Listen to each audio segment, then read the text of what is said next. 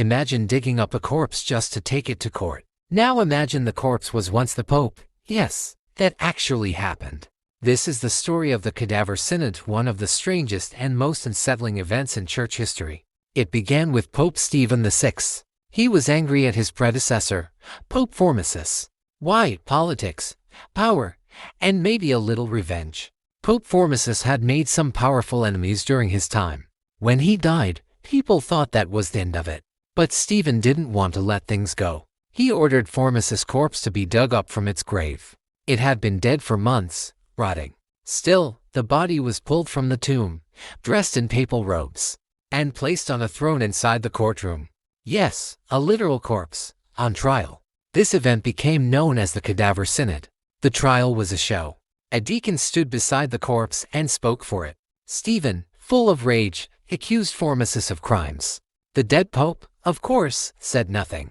The outcome was never in doubt. Formosus was found guilty. His papacy was declared invalid. All his acts as pope were undone. His 3 fingers of blessing were chopped off. Then his body was thrown into the Tiber River, like garbage, but the chaos didn't end there. People were horrified.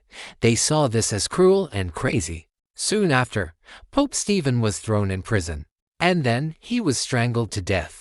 The next pope declared the Cadaver Synod invalid. Formosus' body was recovered and buried with honor.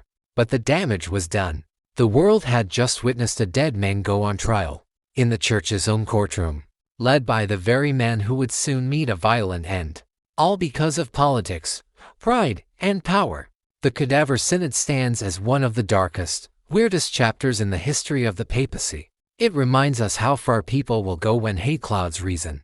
If you like this dose of bizarre facts, hit that like button, subscribe, and drop a comment telling me the strangest thing you've ever learned in history. Who knows, it might end up in the next episode.